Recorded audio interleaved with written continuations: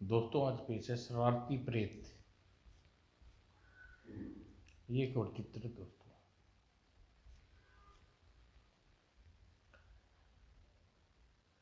बहुत समय पहले की बात है। भैरवगढ़ राज्य पर राजा विश्वदेव राज करते थे। उनका राज्य बहुत ही विशाल था।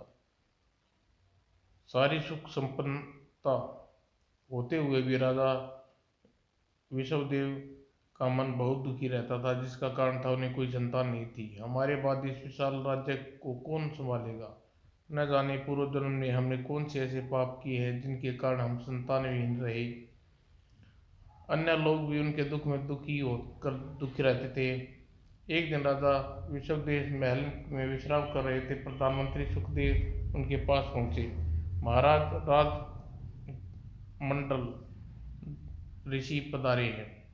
सुना है वह बहुत पहुंचे हुए ऋषि। अच्छा, हाँ महाराज। उनके मंडल ऋषि ने अपने से मिलने की इच्छा प्रकट की है। मंडल ऋषि हमारे मिलना चाहते हैं, लेकिन क्यों? राजा विश्वदेव सोच में पड़ गए। कुछ सोचने के पश्चात, प्रधानमंत्री जी, आप मंडल ऋषि को अतिथि गृह में ठहराइए। संध्या होने पर उनसे दर्शन करने अतिथि गृह में आऊँगा। जो आज्ञा महाराज। आज्ञा पाकर प्रधानमंत्री जी सुखदेव वहाँ से चले गए। मंडल ऋषि राज की अतिथि गृह में ठहरा दिया गया। संध्या होने पर राजा विश्वदेव अतिथि गृह पहुंचे। प्रणाम ऋषि। आओ राजन, आओ।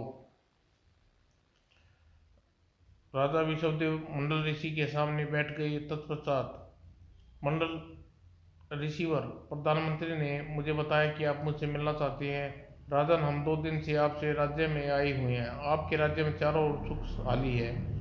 सुख छाई हुई है। लोग प्रसन्न हैं। लेकिन यह सब होते हुए भी हमें ऐसा प्रतीत होता आपके राज्य का वातावरण में कुछ विचित्र प्रकार की मनोवृत्ति स्थिति फैली हुई है। हम मनोवृत्ति का कारण जानने आपसे मिलना चाहते थे। यह आप क्या कह रहे हैं राजन ऋषिवर? मेरे राज्य में मनोवृत्त? राजन, हम आपके पास मनोवृत्ति का कारण जानने आए थे। इसलिए आपके मस्तक की रेखाएं देखकर हमने आपके बिना बताए ही इस मनोवृत्ति का कारण जान लिया। क्या क्या हमारे मस्तक की रेखाएं मनुष्य छिपी है? राजा विश्वदेव परेशान हो उठे। उनकी कुछ समझ में नहीं आया। तब मंडल ऋषि बोले, ऋषि वर, आप, मेरी समझ में तो आपकी बात का अर्थ नहीं आया। कृपया स्पष्ट अपनी बात कहें। तो सुनो राजन, आप संतान न होने के डर हर वक्त दुखी से रहते हैं। आपके पास सब कुछ है, फिर भी आप परेशान हैं। उसी प्रकार आपके राज्य में समस्त सुख सुविधा होते हुए भी हर तरफ विचित्र प्रकार की मनुष्य का वास है। ओह, आपके कहे का तात्पर्य क्या है ऋषिवर? मंडल ऋषि की बात का सार समझकर राजा विश्वदेव के मुंह उतर गया। यह देखकर, राजन, मैं दुखी न हूँ। मैं ऐसा उपाय जानता हूँ जिससे आपके यहाँ एक पुत्र उत्पन्न हो सकता है। क्या ऐसा कोई उपाय है ऋषिवर? राजन, यदि आप पुत्र की कामना हेतु यज्ञ करें, शीघ्र ही आपकी कामना पूर्ण होगी। ऋषिवर, तब मैं यह यज्ञ अवश्य करूँगा। राजन, आज से 20 दिन पश्चात आप ये शुभ नक्षत्र वाले दिन, 21वें दिन, शुभ नक्षत्रों में आप यज्ञ करना। तब आपके यज्ञ का मनचाहा फल मिलेगा। अच्छा ऋषिवर। कुछ सोचकर विश्वदेव ने मंडल से कहा, ऋषि मंडल से, ऋषिवर, आपको इस यज्ञ में उपस्थित रहकर आशीर्वाद देना होगा। ठीक है, आज से 21वें दिन तुम यज्ञ आरंभ करोगे। हम समय यज्ञ में आकर आशीर्वाद देंगे। मैं उस यज्ञ की प्रतीक्षा करूंगा, उस दिन की प्रतीक्षा करूंगा। तब मंडल ऋषि ने विश्वदेव को आशीर्वाद देकर वहां से चले गए। प्रसन्नता में डूबे राजा विश्वदेव महारानी सुलक्षणा के पास पहुंचे। महारानी, आज हम बहुत खुश हैं। मंडल ऋषि ने हमें एक ऐसा उपाय बताया जिससे हमारे यहाँ संतान उत्पन्न हो सकती है। क्या ऐसा हो सकता है महाराज? तब राजा विश्वदेव ने महारानी शकुंतला को मंडल ऋषि द्वारा दिया उपाय विस्तार पूर्वक बताया। सुनकर महारानी प्रसन्नता उठी। राजा विश्वदेव ने प्रधानमंत्री सुखदेव को बुलाया। प्रधानमंत्री जी, हम आज ही 21वें दिन एक विशाल यज्ञ करवाना चाहते हैं। हमारे राज्य में जितने विद्वान पंडित हैं सबको यज्ञ में आने का निमंत्रण दें। ठीक है महाराज। 21वें दिन यज्ञ का आयोजन किया गया। यज्ञ में राजा समस्त विद्वानों को हिस्सा लिया। यज्ञ प्रारंभ हो चुका था, लेकिन वादे के मुताबिक मंडल ऋषि नहीं पधारे। उनके न आने का क्या कारण हो सकता है? विश्वदेव मंडल ऋषि के न आने से परेशान थे। इस प्रकार पूरे दिन यज्ञ होता रहा। शाम को यज्ञ समाप्ति की चरम सीमा पर था। ओह मंडल ऋषि, आप पधारे। विश्वदेव ने आगे बढ़कर मंडल ऋषि की आह्वानी की। विश्वदेव को आदर सहित मंडल ऋषि यज्ञ स्थल पर ले आए। वहां पहुंचने पर, अरे यह क्या अनर्थ कर रहे हो? यज्ञ करने वाले आचार्य पुत्र कामना मंत्र न पढ़कर अपकीर्ति बढ़ाने वाले मंत्र का जाप कर रहे हैं। मंडल ऋषि ने तेजी से यज्ञ संपन्न करने वाले आचार्य के पास पहुंचे। सच सच बता पाखंडी, तू वेश आचार्य के वेश में कौन है? अरे मंडल ऋषि, यह क्या कर रहे हैं? यज्ञ संपन्न करने वाले आचार्य घिघी बंद गई। मेरे केस छोड़ रिसीवर, मैं आपको सच सच बताता हूँ। नहीं, जब तक तू अपनी सच्चाई नहीं बताएगा तेरे केस नहीं छोड़ूंगा। कहकर मंडल ऋषि ने आचार्य के बाल तेजी से खींचे। मैं सच बताने को तैयार हूँ, तो जल्दी बता तू कौन है। मैं शमशान घाट में रहने वाला कालिया प्रेत हूँ, पर जब मैंने यहाँ पर यज्ञ होते देखा तो मुझसे शरारत करने की सूझी। मैंने तत्काल ही यज्ञ कराने वाले आचार्य के वेश धरा और यज्ञ संपन्न कराने यहाँ आ पहुंचा। ओह, तो यह बात है। तूने जानबूझकर राजा विश्वदेव की अपकीर्ति बढ़ाने वाले मंत्र पढ़े। दूसरी ओर राजा विश्वदेव हक्के बक्के यह सब देख रहे थे। यह क्या हो रहा है? यज्ञ संपन्न करवाने वाला आचार्य क्या कह रहा है? उधर मंडल ऋषि ने आचार्य से कहा कालिया प्रेत, यह सब करके तूने राजा विश्वदेव के साथ बहुत अन्याय किया है। तुझे इसका मजा चखाता हूँ। नहीं, मुझे छोड़ दे, मैं माफी चाहता हूँ। लेकिन मंडल ऋषि ने उसकी एक न सुनी। जा, इस यज्ञ वेदी में जलकर भस्म हो जा। वो धधकती हुई वेदी में गिरते ही कालिया प्रेत अपने असली रूप में आ गया। बचाओ बचाओ, मुझे कोई बचाओ। कालिया प्रेत लोगों के बचाने की प्रार्थना करता रहा, लेकिन किसी ने उसे बचाने की कोशिश नहीं की। कुछ ही देर में वह जलकर भस्म हो गया। तब भौचक्के से विश्वदेव ने मंडल ऋषि से पूछा, ऋषि, और यह सब क्या चक्कर है? राजन, आपने यज्ञ में विघ्न पड़ गया है, तो क्या यह हमें पुत्र प्राप्ति नहीं होगी? राजन, चूंकि आपने मन में पुत्र प्राप्ति की कामना लेकर यज्ञ आयोजन किया है, इसलिए आपको पुत्र प्राप्ति तो होगी। लेकिन कालिया प्रेत के विघ्न डालने के कारण तुम्हारा पुत्र होने वाला पुत्र तुम्हारी कीर्ति की जो है अपकीर्ति में बदल देगा। साथ ही तुम्हारी रानी की कोख से जो पुत्र जन्म लेगा, उसका मुंह घोड़े जैसा और शरीर बाकी हिस्से मनुष्य जैसे होंगे। ओह, यह क्या हो गया? मैं ऐसे पुत्र को लेकर क्या करूंगा? राजन, अब कुछ नहीं हो सकता। तुम्हारा पुत्र तुम्हें नाम पर कलंक अवश्य लगाएगा। ऋषिवर, तो मेरे बाद मेरे अस्तित्व बढ़ाने वाले राक्षस कुल में परिवर्तन हो जाएगी? ऐसी बात नहीं है राजन। पुत्र को जो तुम्हारे जो पुत्र प्राप्त होगा वह आपकी प्रजा को धर्म पालन करने वाला हो। ओह ऋषिवर, औलाद न होने से बे औलाद भला। और अपनी भूल दुर्गति की कल्पना से कांप उठा मंडल ऋषि ने उसे संतावना देकर वहां से चले गए। घटना के बाद ऋषि विश्वदेव गुमसुत्र रहने लगे। महारानी सुलक्षणा उसके दिल में व्यस्त जानती थी, इसलिए वे कर भी कह सकती थी। और ठीक 9 वाम पश्चात महारानी ने घोड़े मुंह वाले पुत्र शिशु को जन्म दिया।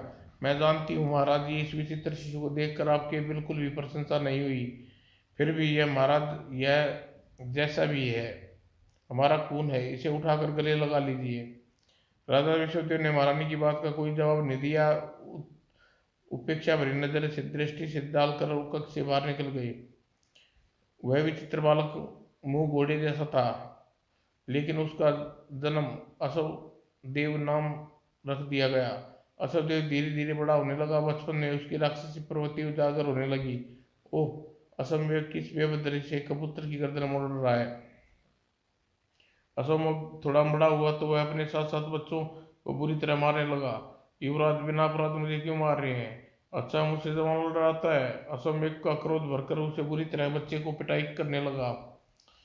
जब असम्यक की कारगुजारी राजा विश्वदेव को पता चला, न जाने हमारे कौन से पाप उदय हुए हैं, जो असम्यक जैसा कुपूत हमारे कुल में जन्म लिया।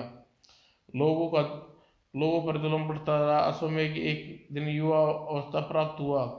अब असम्यक जुल्म हमारे से सहन नहीं होती। इससे अच्छा तो यह होता, राजपाट छोड़कर हम महारानी सुलोचना के साथ हिमालय पर्वत पर जाकर सन्यासी का जीवन बिता देते। यह सोचकर विश्वदेव ने असुदेव को अपने पास बुलाया। बेटा असुदेव, हम बूढ़े हो गए हैं, इसलिए राजपाट तुम्हें सौंपकर शेष जीवन हिमालय पर बिताने जाना चाहते हैं। तुम्हारी क्या राय है? ओह, राज सिंहासन हासिल करने का सुनहरी मौका मुझे चुकराने चाहिए। यह सोचकर असुदेव ने पिता से कहा, नेक काम में देरी नहीं करनी चाहिए पिताजी। महाराज, आप सचमुच बूढ़े हो गए हैं, इसलिए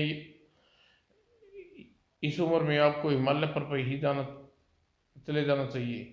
हमें तुमसे ऐसे ही उत्तर की आशा थी। असमय वो दूसरे दिन राजा विश्वदेव भैरवगढ़ राज्य को असव देव को सौंपकर हिमालय की ओर चल पड़े। भगवान ही अब असव भैरवगढ़ की रक्षा करना, असव देव को बुद्धि देना, ताकि ये राज्य को भली प्रति संचालन कर सके। राजमुकुट ग्रहण करते ही असुदेव पुराने मंत्रिमंडल आपातकालीन बेटी मीटिंग बुलाई और उसने घोषणा की, आप सभी लोग बूढ़े हो गए, पिताजी के साथी हैं, आप बूढ़े हो चुके हैं, इसलिए हम यह पुराना मंत्रिमंडल भंग करते हैं। इस देश के नए राजा होने के अपना नया मंत्रिमंडल स्वयं बनाएंगे। असुदेव की घोषणा पर सभी मंत्रियों के चेहरे उतर गए और चुपचाप गर्दन झुकाकर कक्ष से बाहर निकल गए। अब असुदेव ऐसे लोगों को मंत्रिमंडल में शामिल कर लिया जिससे उस जैसे स्वभाव के थे। नए मंत्रिमंडल में चापलूसी और लगे रहते थे। प्रधानमंत्री संकटदेव से कहा, महाराज, यूं ही आप अपार शक्ति के मालिक हैं। यदि आप देवी जगदम्बा की पूजा करके उन्हें प्रसन्न कर लें तो देवी खुशी होकर आपको मनचाहा वरदान दे सकती है। तब तो हम देवी जगदम्बा को पूजा अवश्य करेंगे। दूसरे दिन वासुदेव ने प्रधानमंत्री करकट सिंह से कहा, प्रधानमंत्री करकट करकट सिंह, हम राज्य की समीप वाले पर्वत पर देवी जगदम्बा की प्रसन्न करने के लिए तपस्या करने जा रहे हैं। पता नहीं हमें कितना समय लग जाए, तपस्या करने पड़े। हमारा आदेश है, जब तक तपस्या करके भैरवगढ़ न लौटे तब तक इस देश की बागडोर का सुचारू रूप से संचालन करना, जैसी आपकी आज्ञा महाराज। तब राजपाट प्रधानमंत्री करकट सिंह को सौंपकर असव देव पर्वत पर तपस्या करने लगा। बहुत दिन तक असव देव पर्वत पर बैठा तपस्या करता रहा। मौसम आए बीत गए, नगर में उसकी तपस्या भंग नहीं हुई। डिम्को ने उसके शरीर पर अपना बिल बना लिया। असव देव की तपस्या की सूचना तब देवलोक में पहुंची। देवता बेचैन हो उठे।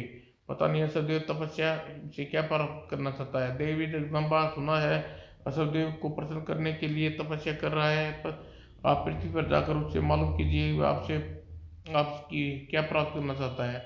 ठीक है भगवान, इसी समय पृथ्वीलोक पर जाकर असवदेव से पूछती हूँ।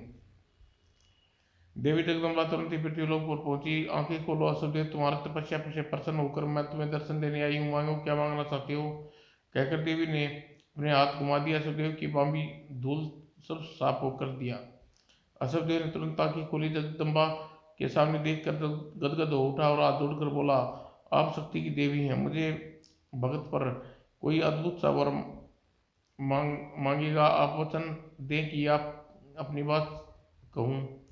भगत असव देव, जो भी इस सृष्टि में पाना संभव है मैं तुम्हें दूंगी, कोई भी वरदान मांगो। असव देव की भौहें खिल गई। देवी जगदम्बा, अमर होना चाहता हूँ। यह सुनकर जगदम्बा चौंकी और फिर कुछ सोचकर बोली, असव देव, ब्रह्मांड में की कोई वस्तु कोई भी अमर नहीं हुआ, तब तुम्हें अमर कैसे कर दूं। कोई और वर मांगो। यह सुनकर असुरदेव ने जगदम्बा से कहा, माँ जगदम्बा, मैं तीनों लोगों को राज करना चाहता हूँ, तभी सभी को अपने अतुलित बल और से पराजित करना मेरा उद्देश्य है। क्या आप मुझे अमरता का वरदान नहीं दे सकती तो दूसरा वरदान दे दे। वरदान मांगो असुदेव। माँ, मुझे कोई युद्ध में न जीत सके, साथ ही मुझ पर कोई असुर के मुंह वाला व्यक्ति अन्य प्राणी संसार में पैदा न हो। मेरी मृत्यु हो तो इसी आकृति से किसी वीर के हाथों हो। देवी जगदम्बा ने असुरदेव की दुष्टता पर भाग गई। यह तो बड़ा ही चालाक है, किस प्रकार बात घुमाकर फिराकर अमरता उनके वरदान मांग लिया। न इसके जैसा संसार में कोई दूसरा पैदा होगा, न ही यह मरेगा। दूसरी ओर असुरदेव सोच रहा था, अगर देवी जगदम्बा मेरी बात मान ली तो मैं अमर हो जाऊंगा। तभी देवी जगदम्बा ने असुरदेव से कहा, असुरदेव, तुमने मुझे शब्दों के जाल में फंसाकर अमरता का वरदान मांगा है। इस बार मैं तुम्हें निराश नहीं करूंगी, जाओ, तुम्हारी इच्छा पूरी होगी। और असुरदेव का वरदान देकर माँ जगदम्बा अंतर्ध्यान हो गई। असुरदेव प्रशंसा से झूमता हुआ वहां से असुरदेव भैरवगढ़ की ओर चल पड़ा। अब मुझे कोई नहीं मार नहीं सकता, न ही कोई हरा सकता है। अब मैं जल्दी ही समस्त पृथ्वी मेरी राज होगा। अचानक चलते चलते अचानक उसने देखा, अरे ये युवती कौन है, पर्वत पर क्या कर रही है। असुरदेव उस सुंदरी के पास पहुंचा। सुंदरी, तुम कौन हो, यही सवाल मैं तुमसे पूछती हूँ। तो सुनो, मैं भैरवगढ़ का राजा असुरदेव हूँ, जो युद्ध में कोई नहीं हरा सकता, न ही कोई मार सकता है। मैं अमर हूँ। इतना कहकर असुरदेव ने दंगपूर्व उसकी ओर देखा। असुरदेव की दम्भ गहरी बातें सुनकर बोली, महाराज, आप यदि प्रतापी और अजर अमर है तो मैं भी कम नहीं हूँ। मैं मायाविनी हूँ। मैं चाहे बर्फ की चोटियों को भक्षण क्षण भर में फूल उगा सकती हूँ। यह कहकर वह व्यक्ति ने हवा में हाथ घुमाया। ओह चमत्कार! इस युक्ति ने हाथ हिलाते ही पथरीले पहाड़ों में फूलों के पौधे उग गए। असुरदेव ने कहा, यह सब तो ठीक है, पर तुम अपना परिचय तो दो। सुनिए, मैं राक्षस देश की राजकुमारी कर्कशा हूँ और राक्षस लोक में रहते रहते मन उब गया था, इसलिए मैं राक्षस लोक छोड़कर चली आई। इस पर्वत पर मैंने अपनी माया से एक सुंदर महल बनाया और समस्त सुख सुविधाएं का निर्माण किया। तब से इसी पर्वत पर महल में अकेली रहती हूँ। तुम सचमुच राक्षस नहीं हो, इसलिए मैंने सुना है राक्षसनी कुरूपी होती है, तुम कुरूप नहीं हो। यह सुनकर कर्कशा खिलखिलाकर हंसी। महाराज, मैं तो मेरा सदम भेष है, वास्तविकता मेरी अन्य राक्षसियों की तरह कुरूप हूँ। राजकुमारी कर्कशा, हम तुम दोनों विपरीत परिभावों के स्वामी हैं। अगर हम दोनों प्रतिभाओं एक साथ इकट्ठी हो जाएं तो कैसा रहे। मैं तुम्हारा मतलब नहीं समझी महाराज। मतलब यह है कि हम दोनों आपस में विवाह कर लें। मैं आपका प्रस्ताव स्वीकार करती हूँ। सब कुछ होते हुए भी अकेलेपन से उब गई हूँ।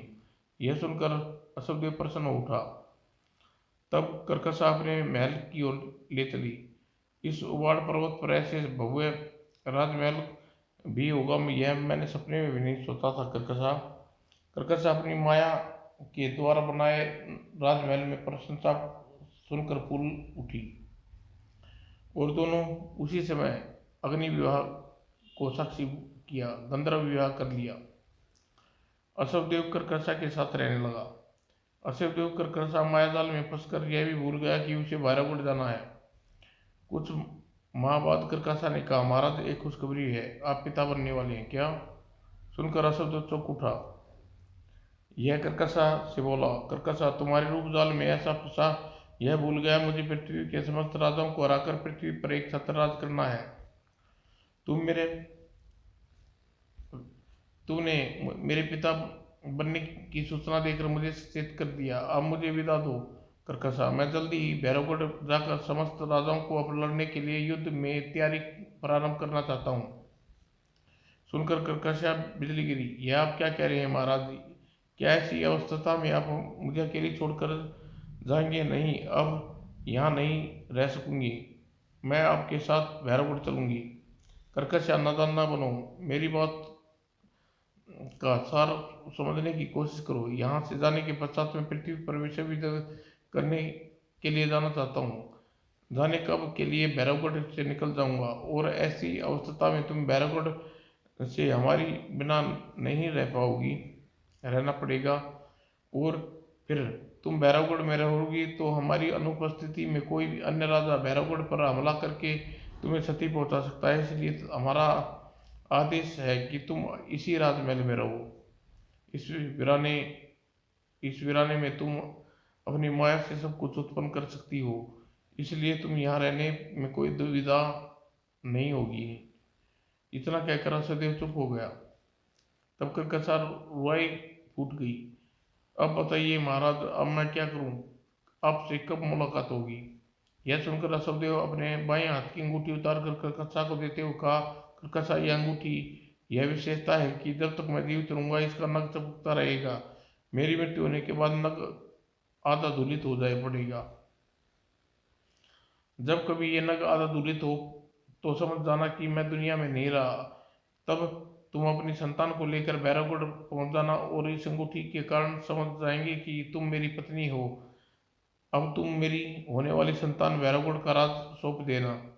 कर्कशा चुप वह अंगूठी असुरराज से ले ली। तत्पश्चात को बदल महाराज आपने बात को बदल दिया। मैंने आपसे यह पूछा था आपसे कब मुलाकात होगी। यह सुनकर असुरदेव प्यार से कर्कशा का कंधा थपथपाया। कर्कशा, अगर मैं जीवित रहा तो पृथ्वी को जीत कर सीधे तुम्हारे पास लौटूंगा, तब तक तुम मेरी प्रतीक्षा करनी होगी। कर्कशा जैसे ही हिम्मत करके अपने आंसू पोंछे और अपने गले में स्वर्णहार उतार कर सत्यदेव को देती हुई बोली, महाराज, यह स्वर्णहार को अपने गले में पहन लीजिए। यह जब तक आपके गले में रहेगा आपका बाल विवाह का नहीं हो पाए सकेगा। असुरदेव ने स्वर्णहार लेकर अपने गले में पहना और फिर असुरदेव कर्कशा से विदा ली।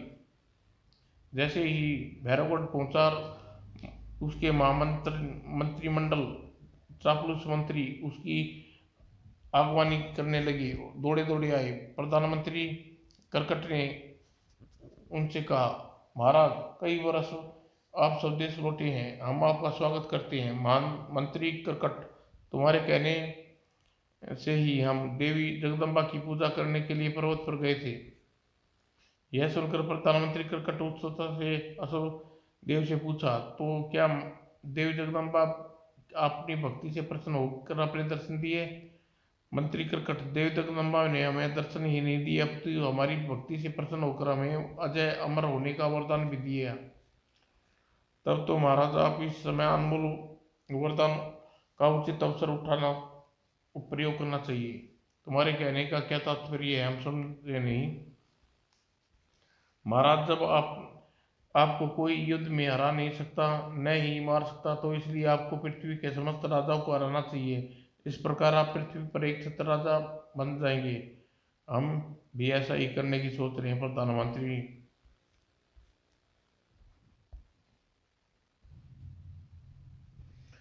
दूसरे दिन असवदेव अपनी सेना को संगठित किया और विश्व विजय के लिए चल पड़ा। राह में जो भी राज्य पड़ता उसे उस उस राज्य से युद्ध करता। चूंकि असवदेव अपने जगदम्बा का वरदान प्राप्त कर दिया था, इसलिए युद्ध में असवदेव विजय होता। इस प्रकार उसने कई वर्षों तक सेना के साथ समस्त पृथ्वी में भ्रमण किया और पृथ्वी के सभी राजाओं को हरा दिया।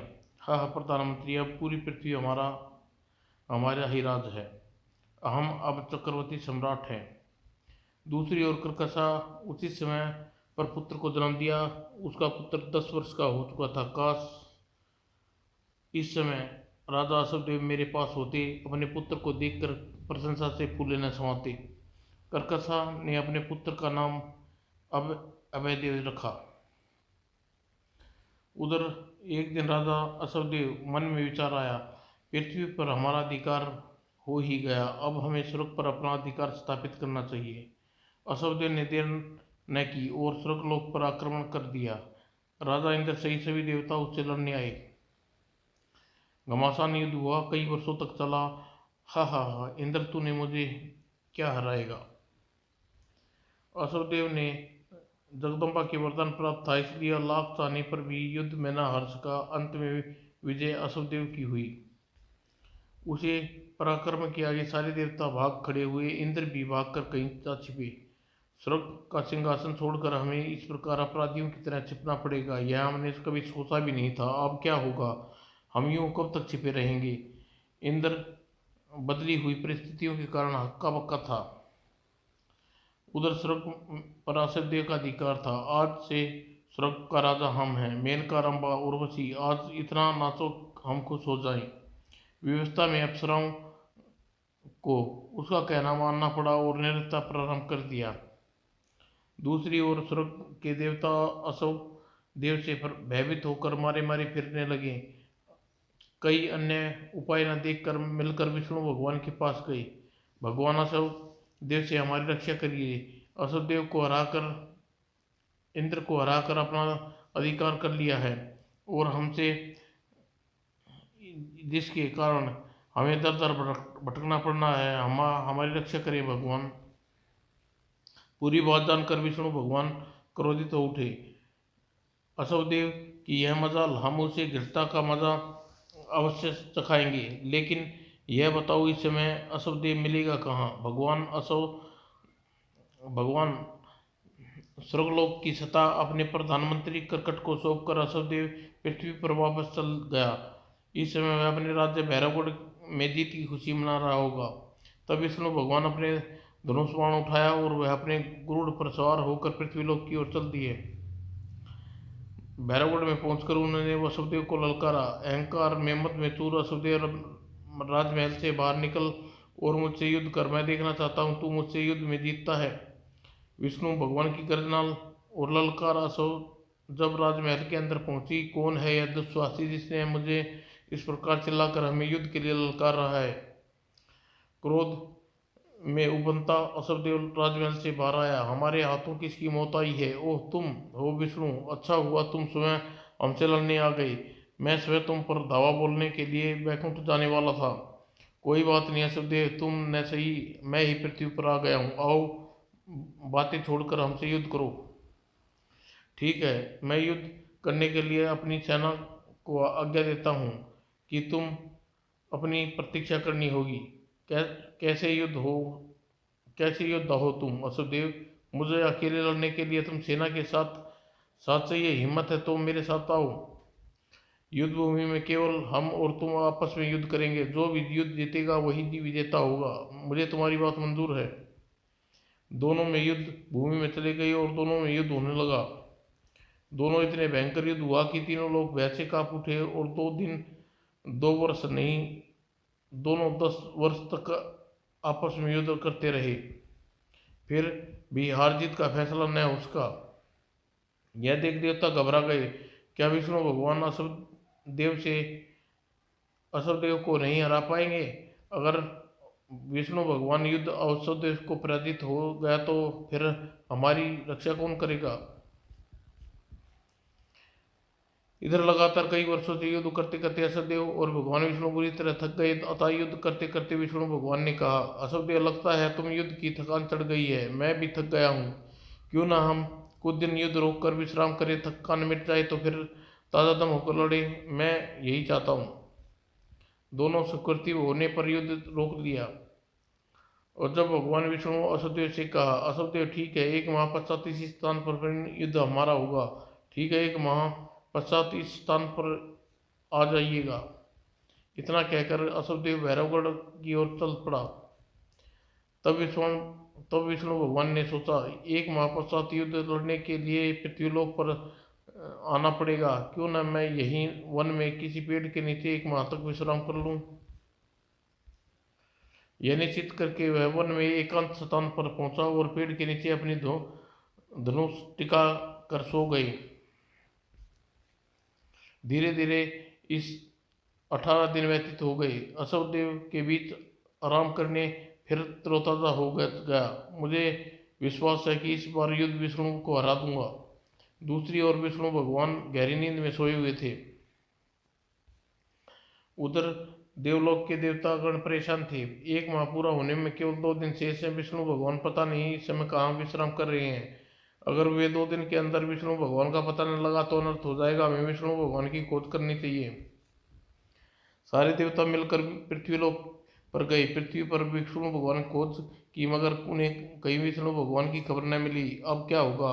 हमें ब्रह्मा जी के पास चलना चाहिए, परेशानी बतानी चाहिए, वे अवश्य ही उपाय बताएंगे।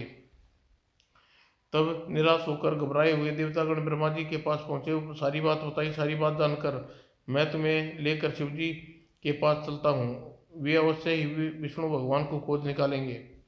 ब्रह्मा जी लेकर उन्हें शिव जी के पास पहुंचे। शिव जी देवतागणों को परेशानी से अवगत कराया। तब शिव जी ने अपने गणों को बुलाकर आज्ञा दी, जैसे भी हो पृथ्वी लोक पर विष्णु भगवान को खोज कर लाओ। याद रहे कि तुम्हें 2 घंटे के बाद हमारे पास लौट आना है। जो आज्ञा भगवान।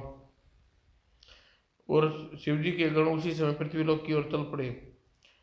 पृथ्वी पर पहुंचकर क्षण भर में सोए विष्णु भगवान को खोज निकाला। ओह, विष्णु भगवान सोए हुए हैं, क्या इन्हें जगाना चाहिए? नहीं, हम अब हमें तुरंत लौट जाना चाहिए। विष्णु भगवान से मिल जाने की सूचना शिवजी को देनी चाहिए। जल्दी ही शिवजी के पास पहुंचकर उन्होंने विष्णु भगवान के बारे में सारी बात बताई। सुनकर हमें शीघ्र विष्णु भगवान के पास चलकर उन्हें जगाना चाहिए। नहीं, चलिए भगवान। तब सब लोग पृथ्वी पर उस स्थान पर पहुंचे जहां विष्णु भगवान सोए हुए थे। इस अवस्था में यह समस्या पैदा हुई कि विष्णु भगवान को जगाए कौन। तब ब्रह्मा जी ने अपने बल से डिम्को की उत्पत्ति की। डिम्को, तुम धीरे धीरे भगवान विष्णु के शरीर पर रेंगने लगो। इससे विष्णु भगवान की नींद अपने आप टूट जाएगी और क्रोध भी नहीं होंगे। दीमक तुरंत ही सोए विष्णु भगवान के शरीर पर रेंगने लगे। अरे, भगवान विष्णु पर तो कोई असर नहीं हो रहा। जब दीमक रेंगने पर भगवान विष्णु की नींद न टूटी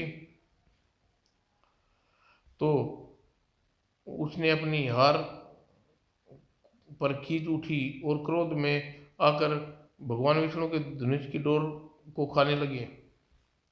अत्यंत कुछ देर बाद धनुष की डोर अचानक टूट गई और डोर इतनी तेजी से टूटी।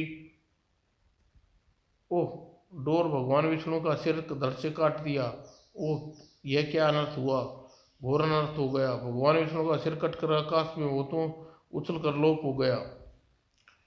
तब ब्रह्मा जी ने कहा, घबराने की कोई बात नहीं, कुछ पल में भगवान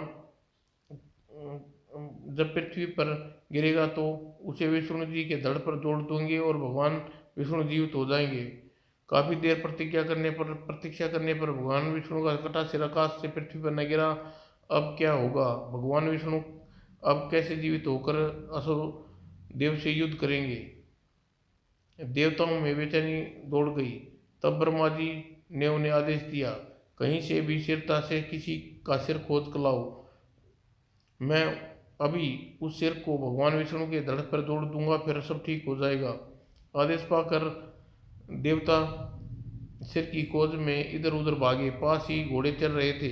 हमें क्यों न हम घोड़े का सिर काट कर ब्रह्मा जी के पास ले जाएं। तुम ठीक कह रहे हो, किसी धनुष का मनुष्य का सिर तो इस वन में मिलना कठिन है। तब देवताओं ने चलते हुए घोड़े का सिर काट लिया और उसे लेकर ब्रह्मा जी के पास पहुंचे। यह क्या, घोड़े का सिर लाए हो? भगवान, जल्दी में हम घोड़े का सिर लिए ही मिला, अतः इसे विष्णु भगवान के धड़ पर जोड़ दीजिए। कोई तारा न देखकर सिर जुड़ते ही भगवान विष्णु जाग गए। उन्हें अपने नए सिर का पर हाथ फेरा ही, अरे, विष्णु भगवान घोड़े की तरह ही नहा रहे हैं। ब्रह्मा जी शिव जी उन्हें कुछ कहते इससे पहले उन्होंने अपना धनुष उठाया, उस टूटी हुई डोरी को ठीक करनी। तब देवताओं, तुम फिक्र न करो, मैं उस असुर देव का विनाश करके जा रहा हूँ। असुर देव को देवी जगदम्बा ने वरदान दिया था, उसे उस जैसे चेहरे वाला ही उसे मौत के घाट उतार सकता है। अब मेरा चेहरा असुर देव जैसे चेहरे जैसा हो गया है। इस पर अब माँ का वरदान मान भी रह जाएगा और दुष्ट असुरदेव का अंत भी हो जाएगा। इतना कहकर भगवान विष्णु उस स्थान पर पहुंचा जहां पर उसका सिर उसका असो देव का युद्ध होना था। कुछ देर बाद झूमता हुआ असुरदेव वहां पहुंचा। ओह, यह क्या अनहोनी हो है, मेरे जैसी आकृति वाला यह विचित्र आदमी कौन है। जैसे ही विष्णु भगवान के समीप पहुंचा, कौन है रे तू। असुरदेव, मैं तेरी मौत हूं, कहकर विष्णु भगवान ने तेजी से आगे बढ़कर असुरदेव को दोनों हाथों में उठा लिया। असुरदेव, तेरा वध करने के कारण ही मुझे घोड़े का मुंह लगवाने की लीला रचनी पड़ी। अब तेरी खैर नहीं, अब मैं नहीं बच पाऊंगा।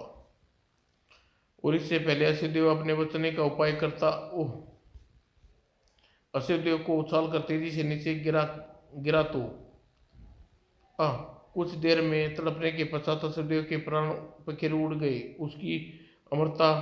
धरती उसकी अमृता धरती पर निर्जीव पड़ी थी। असुरदेव के मरते ही कर की उंगली में पड़ी अंगूठी का नगा आबादुलित हो गई। ओह, यह अनर्थ हो गया। क्या हुआ माँ? बेटा, आज तुम्हारे पिता की मृत्यु हो गई क्या? हाँ बेटा, आज तू पितृविहीन हो गया। लेकिन माँ, मेरे पूछने पर तुमने कभी यह नहीं बताया मेरे पिता कौन थे। आज मैं तुम्हें बताती हूँ बेटा, तेरे पिता भैरवगढ़ के राजा असुरदेव थे। अच्छा, हाँ बेटा, अब हमें शीघ्र भैरवगढ़ चलना चाहिए। वहां से पहुंचकर तुम्हें राजा का खाली पड़ी गद्दी संभालनी है। जैसी की आज्ञा माँ। तब दोनों उस मायावी महल को छोड़कर भैरवगढ़ की ओर चल दिए। उधर दूसरी ओर भगवान विष्णु असली रूप में वापस आकर देवताओं के साथ उस स्थान पर पहुंचे जहाँ इंद्र छिपा हुआ था। देवराज इंद्र, अब भय त्याग दो। तुम्हारे दुश्मन असुरदेव का वध हो चुका है। अब तुम निर्भय होकर देवलोक जाओ और अपने सिंहासन संभालो। तब इंद्र देवताओं के साथ देवलोक चला गया। इधर अभयदेव अपनी माँ की कर्कशा के साथ वन के समीप से गुजरा। महा महा महा, लगता है कोई पक्षी किसी बड़े पशु के चंगल में फंसकर तड़प रहा है, उसे पास चलकर देखा जाए। चलो बेटा। दोनों शीघ्र ही उस स्थान पर के समीप पहुंचे जहां जिधर से आवाज आई। ओह, गाय बाघ के मुंह में जकड़ रखा है। गाय की पीड़ा छटपटा रही थी। यह सब ने गाय का दुख देखा न गया। उसने सिर दी। गाय की रक्षा हेतु बाघ को लक्ष्य किया और तीर चला दिया। तीर बाघ के पेट में लगा और तिलमिलाकर घायल बाघ गाय की गर्दन दबोच दी। यह क्या? हाय, यह मैंने कैसा दुष्कर्म किया। गाय को बाघ के चुंगल से बचाने के लिए प्रयत्न किया, लेकिन फिर भी गाय को नहीं बचा पाया। हाय, अब मैं इस पाप से छुटकारा कैसे पाऊंगा। यह सोच अभयदेव दुखी हो उठा। तभी वहां से ऋषि गुजर रहे थे। अभयदेव की अवस्था देखकर बोले, बेटा, गाय की मृत्यु तुम्हारा कोई दोष नहीं। तुम व्यर्थ में आत्मग्लीन में झुलस रहे हो। यहाँ पास ही पुण्यशिला नदी बहती है, जाओ, जाकर स्नान करो। उसमें स्नान करते ही तुम्हारा मन निर्मल हो जाएगा और तुम्हारा कल्याण होगा। अच्छा ऋषिवर। तब अपनी माँ कर्कश के साथ अभयदेव पुण्यशिला नदी के तट पर पहुंचा और दोनों नदी में स्नान किया। जैसे ही अभयदेव नदी से निकलने को हुआ, अभयदेव, मुझ में स्नान करके अब तुम शुद्ध हो गए हो। तुम्हारे अंदर पाप असम देव का खून बह रहा था, मेरे प्रताप से वह स्वच्छ हो गया है। अब तुम जाओ, असम भैरवगढ़ पर राजा बन जाकर वहाँ की प्रजा का कल्याण करो। और स्वयं भगवान ने प्रकट होकर तुम्हारे कल्याण का वरदान दिया है।